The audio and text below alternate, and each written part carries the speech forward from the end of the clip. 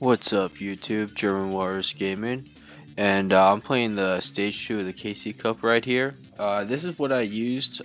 Basically, I used vampires for the end of stage 1, and this is also my cog deck from last month. Running pretty standard vamp build. I got 2 Karibo, Cyclone, and double Econ as my techs, and the rest are all core vampire cards. This guy's playing Joey Wheeler.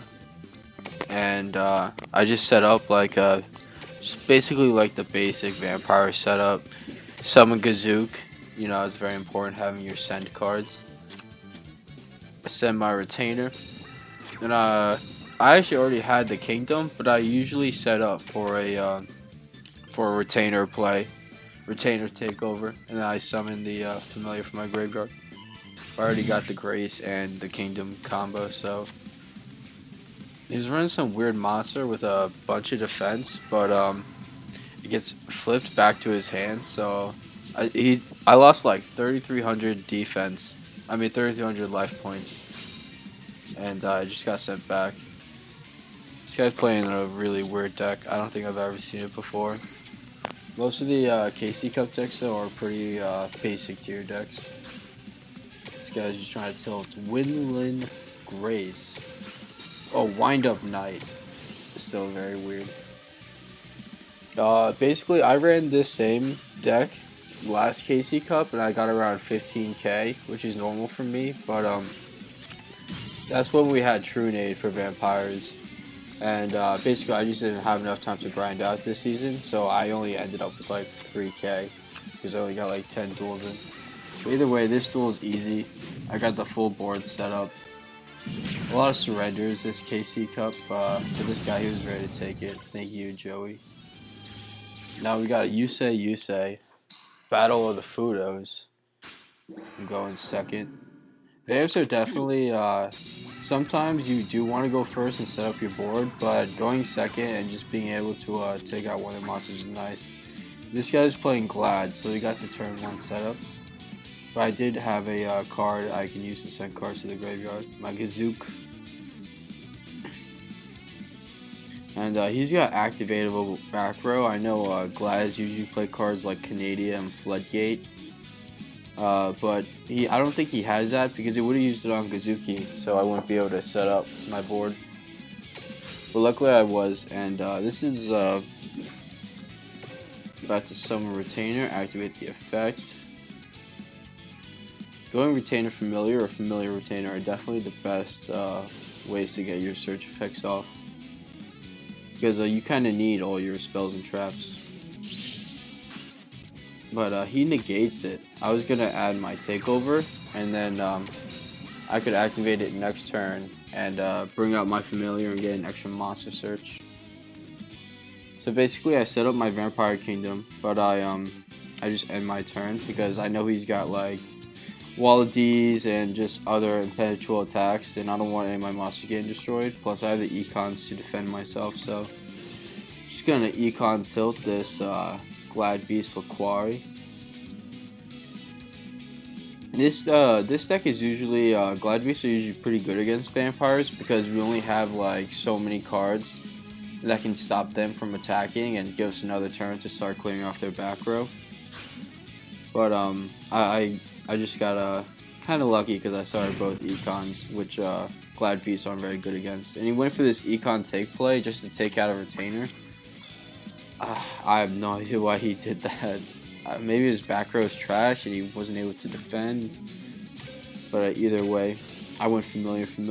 I'm going to get an easy Grace search, and I can just start milling out his deck and popping off his back row.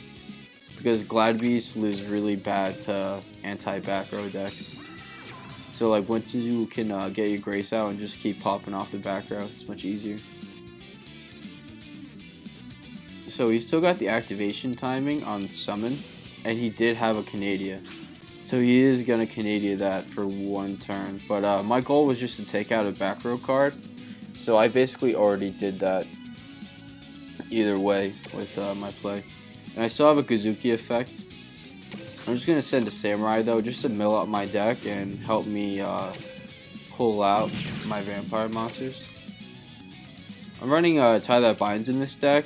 I think another good option would have been Sealed Tombs with a Shizu, but not every deck you go up against is gonna have graveyard effects, so it gets wasted a lot. And Tie That Binds like just gives you a nice OTK with a Retainer and Gazuki or Samurai. So he summons his Darius. I don't run Darius in my current Glad Beast, but he may be trying to summon out those fusions. So either way, I drew my Cyclone.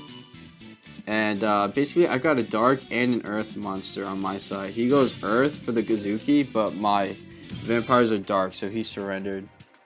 Alright, so I did a lot more duels with this deck, my Slow Book, Skill Book deck.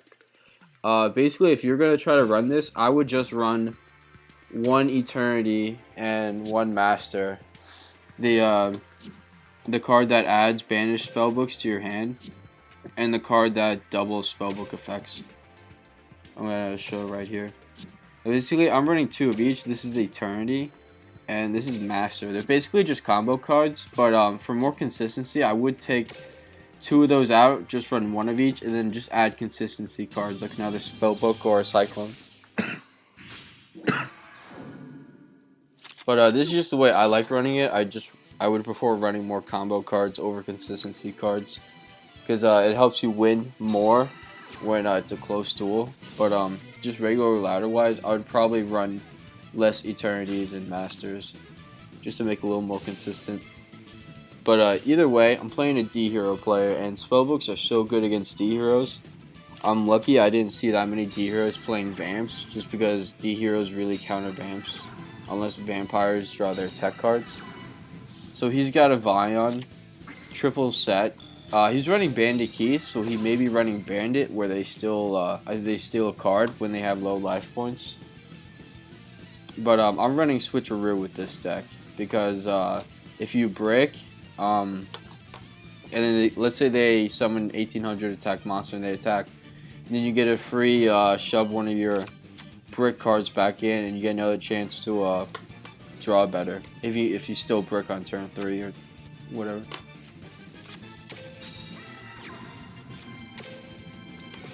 So basically, usually I would go for a Spellbook of Secrets into a Master into an Organization combo, but I didn't want to waste too many Spellbook cards on this, because I already have an answer to his Mass Change. Like if he tries to Mass Change, I can just negate it. So I should be fine with just this. He goes for the Mass Change, and now I'm going to say no with my Silent Magician.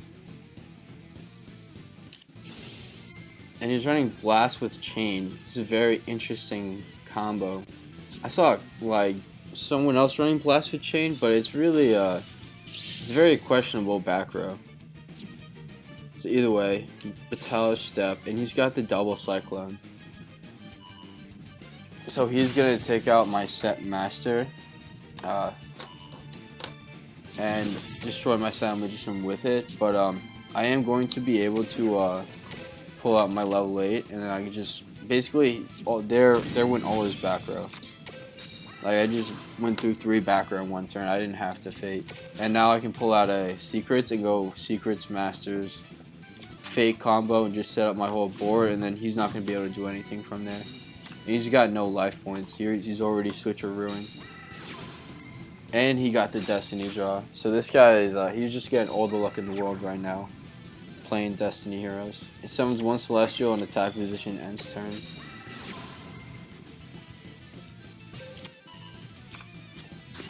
I use Secret, pull up my Spellbook Magician of Prophecy, aka my blue boy. Add the Spellbook of the Master. This is pretty the most basic combo you're gonna do with this deck. Just Spellbook and then Spellbook of Secret, then Spellbook of Master, revealing 1 Spellbook card, and then copying your Secrets effect. So basically, I'm just gonna go for lethal. I don't think there's anything he can do about it. Just gonna banish his Celestial just for the extra points, and then I can use my Eternity to add another Spellbook Secret, and he surrendered. It's unfortunate. Alright, we got Seto Flyba. You know, the real king of games. And he's running this Peak Performance Dragoonides. Oh, people are People bring Dragoonie as a KC Cup, really trying to make them work. You gotta respect the effort. They really wanted to get their money's worth out of the gems they wasted on Dragoonities, and I just feel for them. It's very unfortunate.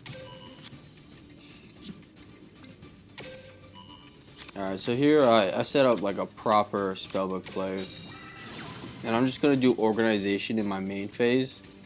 So I know like I'm gonna have 3 cards I can banish whenever I want.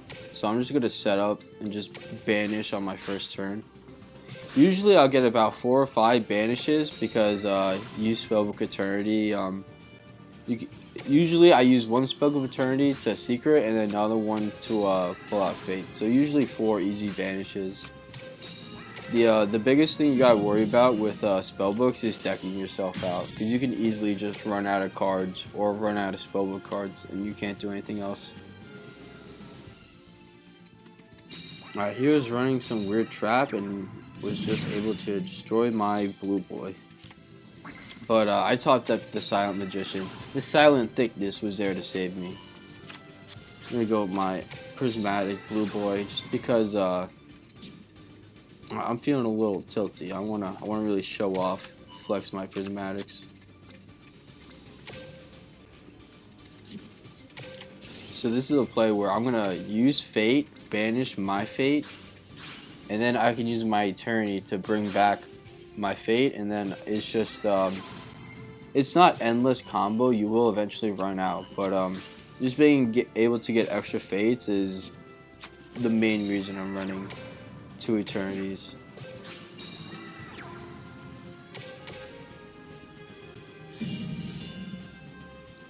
Alright, I don't have any cards in my hand to boost up my Silent Magician, but I'm not even going to worry about that. Because if he, well, he just used Drowning Mirror Force, so it would have been a waste anyway. But even if Silent Magician gets destroyed, I get the easy level 8 summon, and I can still use my spellbook cards. So, it's all good. Drowning Mirror Force though, that's pretty, it's pretty annoying. And then I top deck my level 8.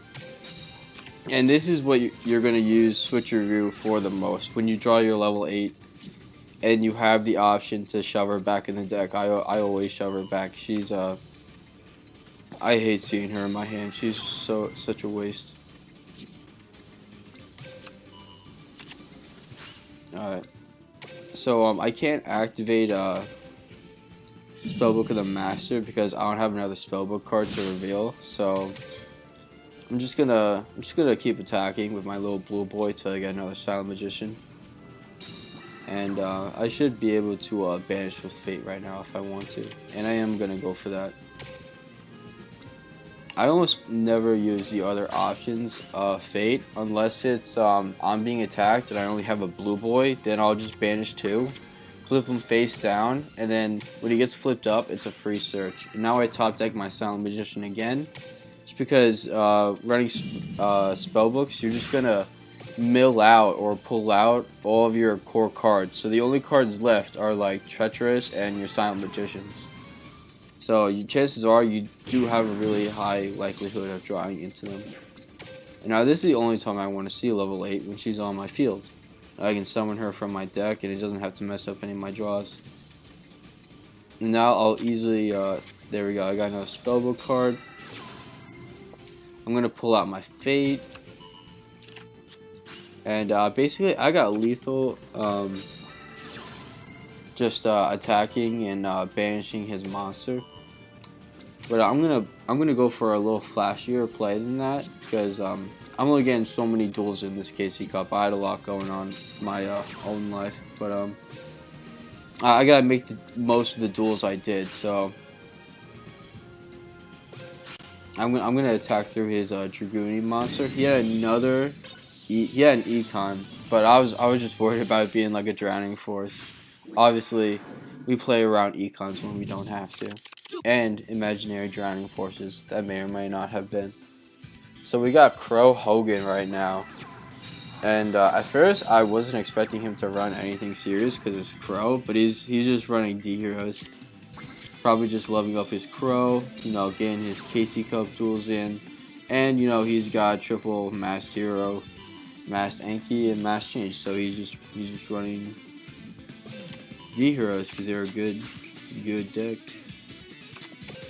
Alright, so this is a pretty savage play he made. He banishes my secret with his Cyclone. Just sees it. He's like, nah, this guy's not getting he's not gonna be able to use his master. He's not gonna be able to set up his graveyard. But basically, I'm just gonna power up my Silent Magician using my Spellbook of Power, and now I'm just double powering up. And when you destroy a monster after using Spellbook of Power,